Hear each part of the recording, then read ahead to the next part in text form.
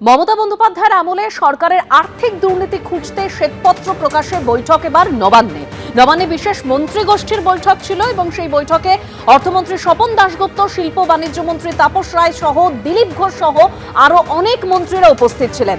এই বৈঠক সূত্রে আর কি তথ্য পাওয়া যাচ্ছে আমরা জানবো। আমাদের প্রতিনিধি শিবাশিস মৌলিক রয়েছেন টেলিফোন লাইনে। শিবাশিস, দেবস্মিতা, এর আগে আমরা জানি যে পালা বদলের পর শুভেন্দু অধিকারীর নেতৃত্বে যখন পশ্চিমবঙ্গের সরকার গঠন হয় তখনই তিনি জানিয়েছিলেন গত 15 বছরের একাধিক দুর্নীতি তারা সামনে আনবেন এবং সেই সময় সরকারের দুর্নীতির বিষয়ে শ্বেতপত্র প্রকাশ করা হবে।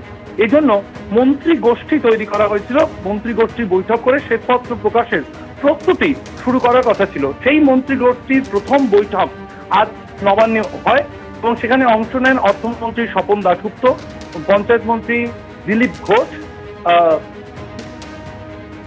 তারা উপস্থিত ছিলেন এবং তাপস রায়, শিল্পমন্ত্রী তাপস রায় উপস্থিত ছিলেন, অরূপ দাস উপস্থিত ছিলেন এবং দীপক বর্মন উপস্থিত ছিলেন। এই মন্ত্রীরা সেখানে উপস্থিত ছিলেন। মন্ত্রীগোষ্ঠীর প্রথম বৈঠক আজকে হয় নবান্নে। আগামী 29শে জুলাই ফের একবার বৈঠকে বসবে এই মন্ত্রীগোষ্ঠী এবং শ্বেতপত্র প্রকাশের ক্ষেত্রে কিন্তু এক ধাপ এগোলো পশ্চিমবঙ্গের সরকার। গত সরকারের আমলে কি কি দুর্নীতি হয়েছে তার প্রাথমিকভাবে একটি শ্বেতপত্র প্রকাশ করা হবে এবং সেই শ্বেতপত্র প্রকাশের কাজ আজ থেকে শুরু করা হলো বলতে গেলে মন্ত্রীগোষ্ঠীর এই বৈঠকের মাধ্যমে। আগামী 29শে জুলাই ফের তারা বৈঠকে বসবেন এবং সেই বৈঠকে আরো আলোচনা হবে। খুব সম্ভবত আগামী কয়েক মাসের মধ্যেই এই শ্বেতপত্র প্রকাশ হতে চলেছে। দেবস্মিতা, ধন্যবাদ শিবাশিস। আর এই শ্বেতপত্র প্রকাশ নিয়ে আগে ঠিক কি বলেছিলেন অর্থমন্ত্রী স্বপন দাশগুপ্ত শোনাবো। অনেক ডিপার্টমেন্টের এক এক করে শ্বেতপত্র বা হোয়াইট পেপার আনবো, যে ধরনের দুর্নীতি হয়েছিল সব ডিপার্টমেন্টে, কোনো ডিপার্টমেন্ট বাদ যাবে না। কোনো ডিপার্টমেন্ট বলবে যে তাদের রিক্রুটমেন্টের মধ্যে এত দুর্নীতি কেন হয়েছিল, আর সব ডিপার্টমেন্টই কন্ট্রোলার আর অডিটর জেনারেলের যে রিপোর্টগুলো এসছে, যেগুলো আপনারা দেখতে পাননি এতদিন ধরে, আমরা কেউই দেখতে পাইনি, সেইগুলোকে আমরা পাবলিশ করে দেখাবো। আসি পরের খবরে। বারুইপুর কাণ্ডে আরো 12 জনকে এবার গ্রেপ্তার করলো পুলিশ। এ নিয়ে পুলিশের উপর যে হামলার ঘটনা, ভাঙচুর ও গণপিটুনির ঘটনা, সেখানে গ্রেপ্তারি বেড়ে হলো 30। সরকারি সম্পত্তি ভাঙচুরের ঘটনায় 12 জনকে গ্রেপ্তার করা হয়েছে আর গতকালই এই ঘটনায় 18 জনকে গ্রেপ্তার করা হয়েছিল। মোট 30 জনকে এবার গ্রেপ্তার করা হলো, অর্থাৎ পুলিশের উপর হামলা, ভাঙচুর এবং সেই গণপিটুনির ঘটনায় মোট 30 জনকে এবার গ্রেপ্তার করা হলো। অন্যদিকে বারুইপুরের যে এনকাউন্টার, সেই এনকাউন্টার তদন্তে এবার সিআইডি। দুই প্রতিনিধি আমার সঙ্গে এই মুহূর্তে রয়েছেন, একদিকে সুকান্ত মুখোপাধ্যায়, অন্যদিকে পার্থপ্রতিম ঘোষ রয়েছেন। পার্থ, তোমার কাছে আসছি। তবে তার আগে সুকান্ত, এই যে নতুন গ্রেপ্তার করা হলো 12 জনকে, মোট গ্রেপ্তারের সংখ্যা দাঁড়ালো 30। এখনো পর্যন্ত পুলিশের হাতে কি কি তথ্য এসছে? গণধর্ষণ এবং খুনের ঘটনাকে কেন্দ্র করে ঘটনার দিনকে যে বিস্তীর্ণ এলাকাতে অশান্তি হয়েছিল, হিংসার ঘটনা ঘটেছিল এবং একজন যুবক ইন্দ্রজিৎ মণ্ডল, তাকে গণপিটুনিতে তাকে হত্যা করা হয় প্রকাশ্যে। সেই ঘটনাতে একটি আলাদা মামলা রুজু করে তদন্ত শুরু হয় এবং সেই ঘটনাতে প্রথমে 18 জনকে গ্রেফতার করা হয় এবং গতকালকে রাত্রে বিভিন্ন জায়গাতে, সূর্যপুর, বারুইপুরে বিভিন্ন জায়গাতে হানা দিয়ে আরো 12 জনকে গ্রেফতার করা হয়, অর্থাৎ মোট 30 জনকে ইতিমধ্যে গ্রেফতার করা হয়েছে। এবং এই 30 জনের ছাড়াও আরো কারা যুক্ত রয়েছে সেই কারণে কিন্তু এদেরকে নিজেদের হেফাজতে চেয়ে আবেদন করা হবে। আজকে নতুন করে 12 জনকে তোলা হয়েছিল বারুইপুর আদালতে এবং সেখানে 14 দিনের হেফাজতে কিন্তু চাওয়া হয়েছে। পুলিশ সূত্রে যেটা জানা যাচ্ছে যে বিভিন্ন ফুটেজ থেকে তারা এদের সন্ধান পেয়েছেন বা প্রথম 12 জন যাদেরকে গ্রেফতার করা হয়েছিল, 18 জনকে, তাদেরকে জিজ্ঞাসাবাদ করে কিন্তু বাকিদের খোঁজ পেয়েছিল।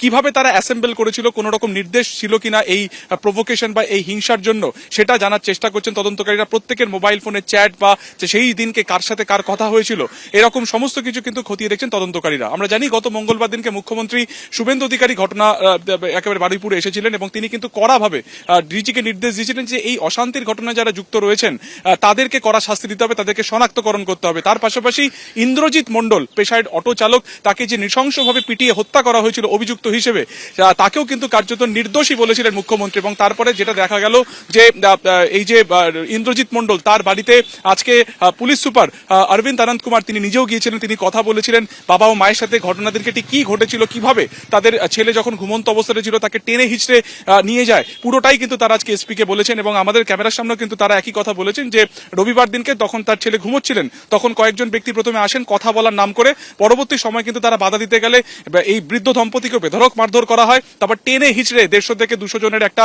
গ্যাদারিং, যারা জমায়েত যারা বাড়ির বাইরে ছিল, তারা নৃশংসভাবে মারতে মারতে বাড়ির বাইরে নিয়ে যায় ইন্দ্রজিৎকে এবং তাকে পিটিয়ে হত্যা করা হয়। যদিও তিনি কিন্তু এটাও বলছেন যে প্রভাস মণ্ডল বা আনন্দ সর্দার এদের প্রত্যেকের সাথে সম্পর্ক ছিল, অর্থাৎ কথা বলতেন যেহেতু পাড়ার, কিন্তু সেই কারণেই কি শুধুমাত্র টার্গেট করে তাকে খুন করা হলো নাকি নেপথ্যে অন্য কোনো কারণ রয়েছে। এবং এসপি কে তারা এটাও জানিয়েছেন যে যারা সেদিনকে গ্যাদারিং করেছিলেন বা জমায়েত করেছিলেন তারা কেউ কিন্তু এলাকার ছিল না, ফলত একাধিক একেবারে রহস্যজনক কিছু তথ্য বা গুরুত্বপূর্ণ কিছু তথ্য তা কিন্তু পুলিশের হাতে এসেছে এবং সেই মোতাবেকই কিন্তু তদন্ত এগিয়ে নিয়ে যাচ্ছেন বারুইপুর থানার পুলিশ। এবং তোমাকে বললাম 30 জনকে ইতিমধ্যে গ্রেফতার করা হয়েছে এবং তাদের মধ্যে এই গণপিটুনির ঘটনাতেও অনেকেই যুক্ত রয়েছেন, সরাসরিভাবে যুক্ত রয়েছেন। তাদের ফোন চেক করা হচ্ছে, ঘটনার সময় তাদের টাওয়ার লোকেশন চেক করা হচ্ছে এবং সেদিনকে সিসিটিভি ফুটেজ, মোবাইলের ফুটেজ সমস্ত কিছু একত্রিত করে এদের কাছ থেকে জেরা করেও যে তথ্য পাওয়া যাচ্ছে সেগুলোকে সমবেত করে তারা জানার চেষ্টা করছে যে আরো কারা যুক্ত ছিলেন এবং ঘটনার পর তারা কোথায় রয়েছেন বা কোথায় তারা গা ঢাকা দিয়েছেন, কোন রাস্তা থেকে তারা এসেছিলেন, কোন ইনস্ট্রাকশন তাদের কাছে ছিল কিনা, এই যাবতীয় বিষয় খতিয়ে দেখছেন তদন্তকারীরা। গত পরশুদিন রাত্রেবেলা যখন পুনর্নির্মাণ করতে যান তদন্তকারী আধিকারিকরা প্রভাস মণ্ডলকে সঙ্গে করে নিয়ে, সেই সময় যেটা পুলিশের দাবি যে প্রভাস হচ্ছে পুলিশের বন্দুক কেড়ে নেয় এবং কেড়ে নিয়ে গুলি করতে যায় এবং তখন হচ্ছে পুলিশ পাল্টা গুলি চালায়, এনকাউন্টার প্রভাসের মৃত্যু হয়।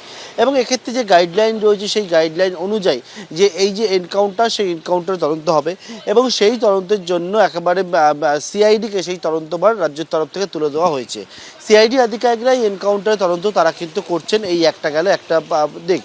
অন্যদিকে এই যে মামলারগুলির কথা তুমি বলছিলে, মোট কিন্তু 4টি মামলা হয়েছে আরও, যার মধ্যে একটা হচ্ছে যে গণধর্ষণ এবং খুনের অভিযোগের যে মামলা, সেই মামলা ইতিমধ্যে 4 জনকে গ্রেপ্তার করে, তার মধ্যে একজনের এনকাউন্টারে মৃত্যু হয়েছে, বাকি 3 জনকে এখনও পুলিশ জিজ্ঞাসাবাদ করছে। এখানে যে 4 জনের যে রোল, সেই 4 জনের রোলই কিন্তু পুলিশ পাচ্ছে। প্রভাস মণ্ডল এনকাউন্টারে মৃত্যু হয়েছে, কিন্তু প্রভাসের যে কী ভূমিকা ছিল, কতটা নৃশংস কাজ সে করেছিল, সেই বিষয়ে ইতিমধ্যে পুলিশের কাছে তার বয়ান রয়েছে। মৃত্যুর আগেই যে পুলিশের কাছে যে জিজ্ঞাসাবাদের যে বয়ান, সেইটা পুলিশের কাছে রয়েছে। এবং প্রভাস মণ্ডল ছাড়াও যে আর একটা নাম, সেটা হচ্ছে আনন্দ সর্দার। এই আনন্দ সর্দার, তার বিরুদ্ধে অভিযোগ যে নাবালিকা যখন সেখান থেকে বেরিয়ে চলে আসার চেষ্টা করছে, তখন নাবালিকার কাঁধের মধ্যে ঘাড়ে সেখানে হচ্ছে একটা জোরে আঘাত করে হাত দিয়ে, ফলে নাবালিকা সংজ্ঞাহীন হয়ে পড়ে এবং তারপর এরা নাবালিকার উপরে নির্যাতন চালায়। তারপরে হচ্ছে নাবালিকাকে জোর করে বস্তার মধ্যে একটা ঢুকিয়ে জীবন্ত অবস্থায় পুকুরের জলে ফেলে দেয়। এছাড়া তুমি জানো যে ভ্যান্ডালিজম এবং হচ্ছে গণপিটুনির যে মামলা, এবং এই মামলাতেও আরও যেমনটা প্রায় 30 জনের গ্রেপ্তার করা হয়েছে, তার মধ্যে মোট 28 জনকে গ্রেপ্তার করা হয়েছে ভ্যান্ডালিজমের ঘটনা এবং 2 জনকে গ্রেপ্তার করা হয়েছে গণপিটুনির ঘটনাতে। অর্থাৎ এক হচ্ছে ইন্দ্রজিৎ মণ্ডলকে যে হঠাৎ করে কেন খুন এইভাবে তাকে ডেকে এনে গণপিটুনি তাকে মারধর করালো, সেই বিষয়ের তদন্ত হচ্ছে। 2 জনকে গ্রেপ্তার করা হয়েছে। এবং ভ্যান্ডালিজম অর্থাৎ পুলিশের ফাঁড়িতে ভাঙচুর, যে পুলিশের গাড়িতে অগ্নিসংযোগ, একেবারে মারধর এবং বিভিন্ন জায়গায় পুলিশকে আঘাত করা, এই রকম ঘটনাতে 28 জনের গ্রেপ্তার করা হয়েছে। এটা হচ্ছে যে গত রবিবার দিন যেরকমভাবে বারুইপুরে উত্তপ্ত হয়ে ওঠে, তার পরবর্তীকালে যে একাধিক মামলা হয়েছে এবং সেই মামলা যেমন তদন্ত হচ্ছে, অন্যদিকে এনকাউন্টারের যে মামলা, সেই মামলা তদন্তভার কিন্তু সিআইডি গ্রহণ করেছে। এবিপি আনন্দ, এগিয়ে থাকে, এগিয়ে রাখে।